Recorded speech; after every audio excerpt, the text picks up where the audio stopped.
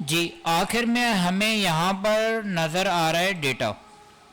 आप लोगों ने अभी अलाइनमेंट देख लिया, अलाइनमेंट के बाद डेटा। अब डेटा के अंदर आपको सबसे पहली चीज़ नज़र आ रही है, इसे कहते हैं सॉर्ट करना, SORT। किसी भी ऑप्शन के करीब आप माउस को लेके जाओगे तो उसका नाम लिखा हुआ आ जाएगा, इसे कहते हैं सॉर्ट। और अगर आप मज़ीद तफसील से पढ़ना चाहते हैं तो उसके नीचे कुछ डेफिनेशन भी लिखी हुई, आप अगर पढ़ना चाहें तो पढ़ लें, नहीं तो डायरेक्ट आप अप्लाई करें, आपको खुद वो बात समझ में आ जाती है।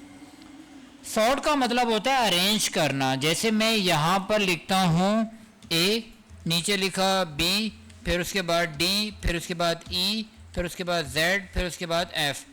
क्या ये मेरे पास लेटर के हिसाब से सही तरतीब में? नहीं, तो इनके अंदर नंबरिंग कुछ आउट है, कुछ लेटर मैंने आगे पीछे कर दिए। तो जब आप इस काम को यहाँ पर सेलेक्ट करते हैं, जैसे कैसे मैंने आउट किया, यहाँ पर A के बाद B लिखा, B के बाद D, जबकि B के बाद क्या आना चाहिए? C आना चाहिए। तो आप इस काम को सेलेक्ट करें और आप जाएंगे AZ पर। अब AZ में आप सिर्फ इन कॉर्नर की दो बातों को यहाँ जहन में रखेंगे, बीच वाले काम को आप छोड़ दें। कॉर्नर की दो बातें, एक जगह लिखा हुआ है असेंडिंग और दूसरी जगह लिखा हुआ है डिसेंडिंग। ये असेंडिंग और डिसेंडिंग का वर्ड हम क्लास 5, 6, 7 के अंदर पढ़ते हैं, ठीक है। असेंडिंग क्या होता है? एक मिनट आप हौसला करो जी। What is ascending? बॉयज की तरफ से कोई भी बता दे जी। फैजान कादरी, असेंडिंग क्या होता है? नो पता।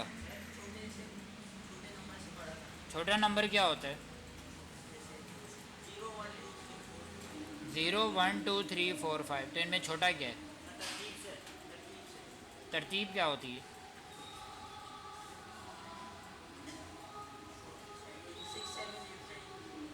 और 1, 2, 3 कहाँ गया?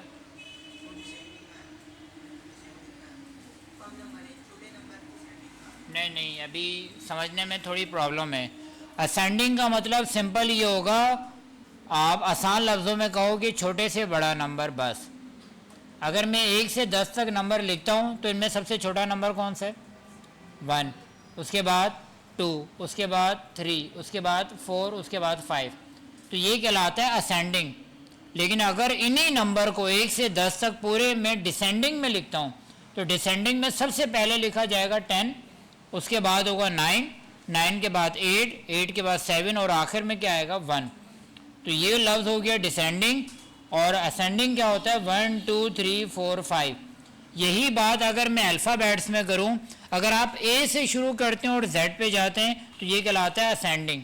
अगर आप Z से शुरू करें और A पे जाएं तो ये कहलाता है डिसेंडिंग। समझ में आ गया?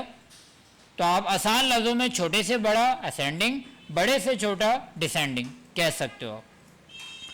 अब आपने यहाँ देखा कि मेरे पास ये जितने भी लेटर्स लिखे हुए हैं, बीच में कुछ लेटर गायब हैं, या Z के बाद लिखा हुआ F, जबकि Z से पहले F आना चाहिए। तो आप इस काम को यहाँ सेलेक्ट करें और आप चले जाएंगे सॉर्ट पर। सॉर्ट में असेंडिंग करें और इसको कर दें ओके। एक minute, it is not valid for sorting, please type select another entry for the list।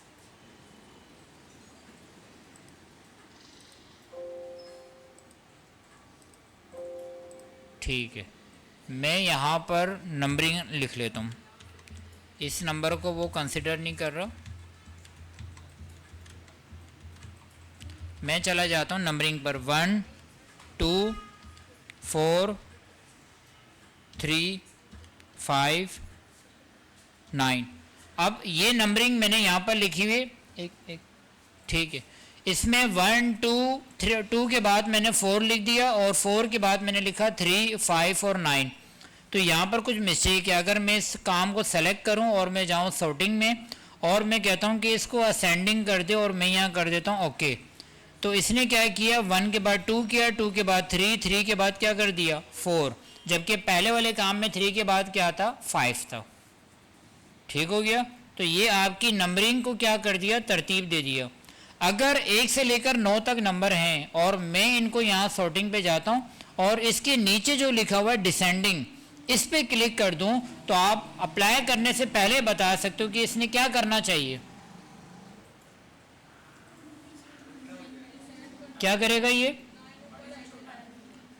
जी आप बताएं क्या करेगा ये? डिसेंडिंग में क्या किया जाता है? डिसेंडिंग का लफ्ज़ अभी मैंने आपको क्या बताया?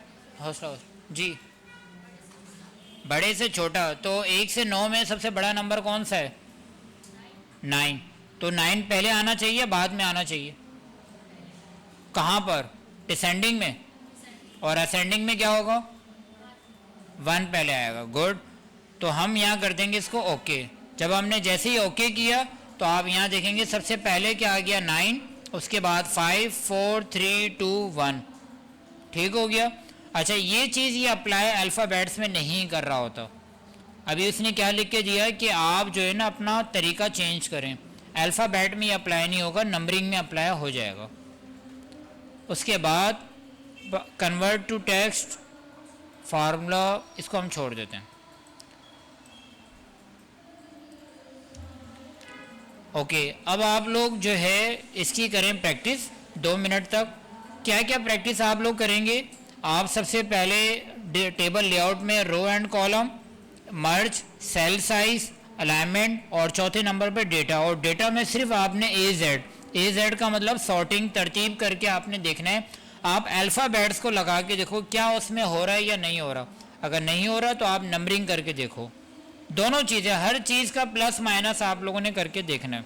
ठीक है, आप ज़रा इसकी प्रैक्टिस करें। जैसे ये प्रैक्टिस हो जाती है तो फिर हम अगले टैब की तरफ बढ़ जाएंगे जिसका नाम है डिज़ाइन।